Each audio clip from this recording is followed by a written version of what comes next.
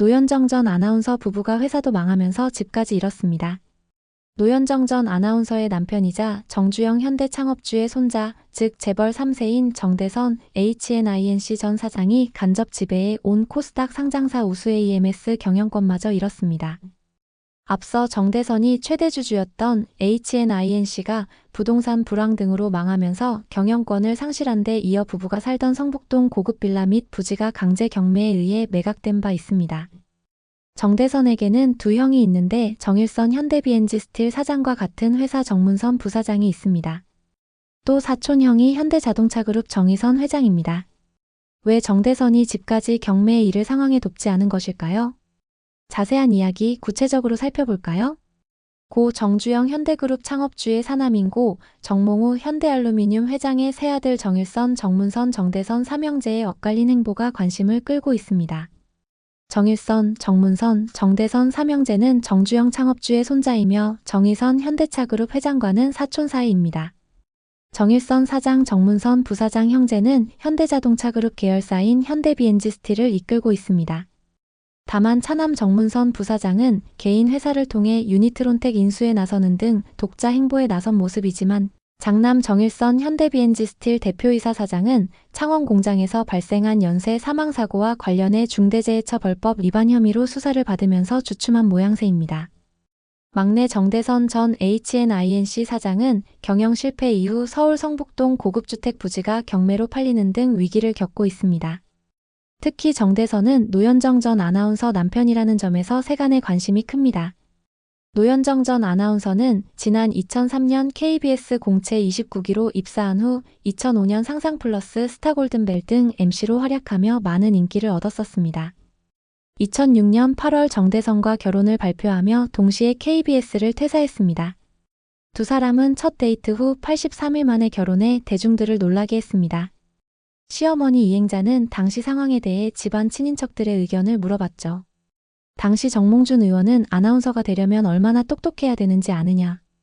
빨리 결혼시키라라고 하더라고요. 또 다른 집안 어른도 노현정 아나운서? 내가 제일 좋아하는 아나운서야 라며 좋아하시더군요. 그래서 안심하고 결혼시켰죠. 라고 말한 바 있습니다.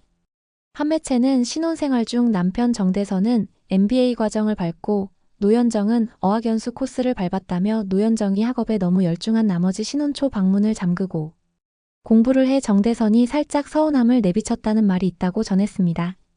이어 노현정은 2007년 첫째 아들을, 2009년 둘째 아들을 낳았습니다. 노현정은 결혼 이후에는 육아와 가사활동에 전념하면서 외부에 노출이 거의 없었습니다. 노현정은 간혹 정주영 창업주 제사 등 집안 행사에 참석하는 모습이 포착되곤 했습니다. 최근 근황으로는 배우 김정은이 남다른 인맥을 과시하며 연극해다 가불러 관람 후기를 전하면서 노현정 등과 함께 찍은 사진이었습니다.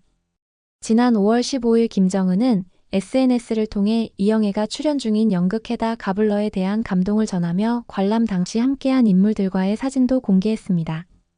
공개된 사진 속에는 김정은을 비롯해 아나운서 출신의 현대가 며느리 노현정, 백지연 등이 함께했습니다. 백지연은 외아들이 2023년 HL그룹 정몽원 회장의 차녀와 결혼하며 현대가와 사돈관계를 맺었습니다. 그러나 노현정에 대한 최근 소식은 회사가 망하고 고급 빌라 주택 등이 경매에 넘어갔다는 소식이었습니다. 지난 2월 말 정대선, 노현정 부부가 거주 중인 성북동 소재 고급 빌라 69평 주택과 함께 성북동 고급주택 부지 182평이 경매에 넘어갔습니다. 당시 강제 경매는 정대선에게 채무 20억 원을 돌려받지 못한 평택저축은행의 신청으로 진행됐습니다. 해당 빌라의 감정평가액은 26억 9천만 원이었지만 올해 5월 서울 북부지방법원에서 진행된 3차 경매에서 21억 8,999만 원에 낙찰됐습니다. 감정 가격에 한참 못 미치는 약 81.4% 가격에 매각된 것입니다. 또 정대선 사장이 보유한 서울 성북동 고급주택 부지 183평은 세 차례 유찰 끝에 지난 6월 큰형 정일선 사장이 단독 입찰로 낙찰받았습니다. 사실 이 땅은 정주영 창업주가 손자에게 상속한 것이었기에 중요했습니다. 그런데 감정평가액은 66억 9천만 원이었지만 거의 반값인 34억 원에 낙찰된 것으로 관측됩니다. 큰형 정일선이 땅을 사들인 이유는 또 있습니다. 해당 부지는 단독주택과 울창한 소나무 숲으로 둘러싸인 마당으로 구성돼 있습니다. 등기부등본 확인 결과 단독주택은 정일선 명의로 돼 있습니다. 다만 부지는 정대선 소유였던 것입니다. 정주영 창업주는 1977년 사들여 생전에 보유했던 곳으로 대한민국 대표 부촌인 성북동 330번지에 자리하고 있습니다.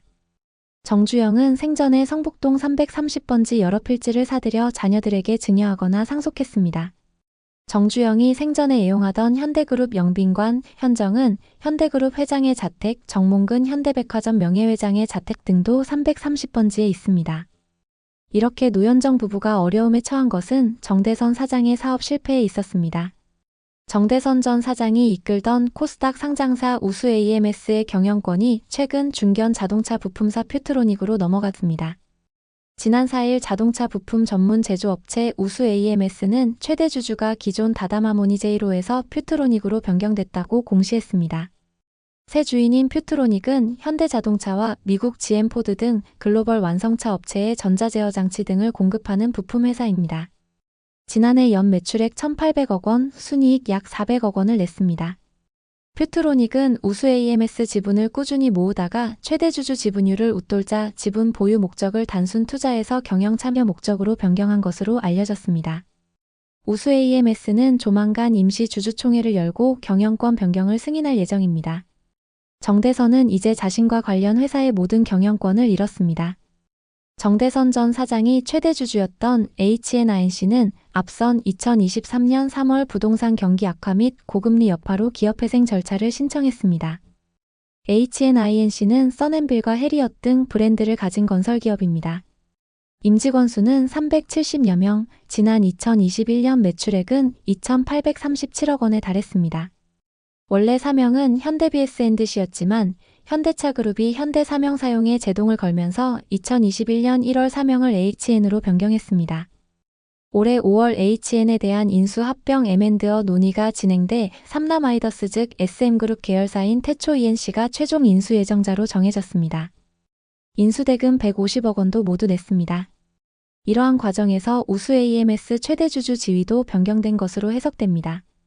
우수 AMS는 당초 설립자인 전종인 회장이 이끌다 2019년 창투사인 다담인베스트먼트에 매각됐습니다.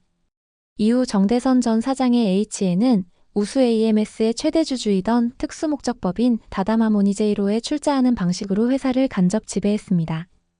HN의 전기통신 계열사 HN이노벨리가 최대 출자자로 있는 구조였습니다. 그러나 경영난을 겪던 HN이 지난 2023년 법정 관리를 신청하고 지난해 법원이 회생계획안을 강제 인가하는 과정에서 HN이노벨리가 우수 AMS 관련 지분을 넘겨 경영권을 상실했습니다. 법원의 회생계획안 강제 인가는 기업 회생 절차에서 채권자 등이 제출한 회생계획안에 대해 일부 채권자나 이해관계인이 동의하지 않더라도 법원이 일정 요건을 갖추면 강제로 승인하는 제도를 뜻합니다. 그런데 정대선은 왜 사업에 실패했을까요? 정대선은 당초 현대비엔지 스틸에서 경영 수업을 시작했습니다. 2004년부터 2008년까지 현대비엔지 스틸 이사였습니다. 그러다 2008년 현대차그룹과 무관한 부산 소재 정보통신기업 유시테크 현재 HN을 인수해 개인 사업 확장에 나섰습니다. 정대선은 전통 제조업이 아닌 IT 스마트홈 블록체인 등 신사업에 투자를 확대했습니다. 그러나 대부분 사업에서 부진했습니다. 더욱이 업황 불황에 따라 HN의 본업인 건설업마저 위기를 겪게 되면서 2023년 법정 관리에 돌입했던 것입니다.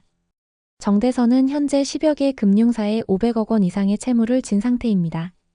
결국 정대선의 무리한 사업 확장이 몰락의 원인이었던 것입니다. 하지만 이 과정에서 정일선, 정문선 형제는 돕지를 못했습니다. 현재 비엔지 스틸이 현대차그룹 계열사였기 때문입니다. 정의선 회장 또한 개인 사업에 나선 사촌 동생을 돕지 못했습니다. 그렇다면 정대선의 두 형은 어떤 상황일까요? 정대선의 두 형 정일선, 정문선은 현대비엔지 스틸 사장과 부사장으로 경영을 맡아 근무하고 있습니다. 현대비엔지 스틸은 현대자동차그룹 계열사로 최대 주주는 현대제철입니다. 장남 정일선 현대비엔지 스틸 대표이사 사장은 2022년 9월부터 2023년 7월 사이 창원 공장에서 발생한 연쇄 사망사고와 관련해 중대재해처벌법 위반 혐의로 수사를 받으면서 경영에서 주춤하는 모습입니다.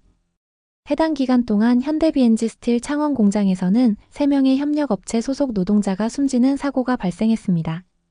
창원지방검찰은 지난 6월 정일선 사장과 이선우 전 대표이사를 중대재해 처벌 등에 관한 법률 위반 혐의로 수사 중이라고 밝혔습니다. 부산지방고용노동청은 사고 이후 산업안전보건법과 중대재해처벌법 위반 여부를 수사에 나섰으며 정일선 사장에 대해 불기소 의견을 냈습니다. 다만 이선우 전 대표 등 7명은 기소 의견으로 검찰에 송치했습니다. 검찰은 지난 4월 이선우 전 대표 등 2명에 대한 구속영장을 청구했지만 법원은 증거인멸과 도주 염려가 적다는 점 등을 들어 기각했습니다. 민주노총 경남본부는 정일선 대표이사의 무혐의와 법원의 구속영장 기각을 규탄한다며 현대비엔지스틸은 중대재해처벌법 시행 이후 이선우 부사장을 대표이사로 승진시키는 등 오너일가 보호하는 데만 우선했다. 이런 상황에서 수사는 늦어지고 현대비엔지스틸에서는 연이어 중대재해가 발생했다고 주장했습니다. 정일선 사장이 경영 전면에 나서지 못하는 것은 중대재해처벌법이 부담으로 작용한 때문으로 보입니다. 차남 정문선 부사장은 최근 자신의 개인 회사인 현대엔터프라이즈를 통해 반도체 유통 및 자율주행 기술 기업 유니트론텍 인수에 착수했습니다. 정문선 부사장은 지난 4월에는 유니트론텍 최대 주주인 남궁선 대표와 3차례에 걸쳐 지분 22.16%를 총 266억 원에 매입하는 계약을 체결했습니다. 여기에 더해 100억 원 규모의 제3자 배정 유상 증자에도 참여해 추가 지분 확보에 나섰습니다. 정문선 부사장은 지난 6월 27일 현대엔터프라이즈의 타법인 출자 명목으로 10억 원을 대여하고 같은 날 서울 청담동에 보유한 토지와 건물을 담보로 제공해 약 200억 원 규모의 대출 여력을 확보했습니다. 이어 지난 6월 30일에는 자신이 보유한 현대엔터프라이즈 지분 80%를 부인 김선희 씨와 세 자녀에게 각각 20%씩 증여했습니다. 증여가는 약 1억 원에 불과했습니다. 하지만 이를 통해 정문선 부사장 일가는 현대엔터프라이즈에 대한 실질적인 공동지배 구조를 갖추게 됐습니다. 업계에서는 유니트론텍 인수를 앞두고 자산 가치가 상승하기 전에 지분을 가족에게 미리 증여한 점에 주목하고 있습니다. 상속세를 절감하기 위한 정교한 자산 승계 전략이라는 분석이 나옵니다. 정문선 부사장은 과거 인공지능 AI 기업 솔트룩스에도 초기 투자자로 참여해 상장 전후 수십억 원대 시세 차익을 거둔 바 있습니다. 이번 유니트론텍 인수 역시 장기적인 자산 증식과 지배구조 정비, 승계 플랜의 일환으로 해석됩니다.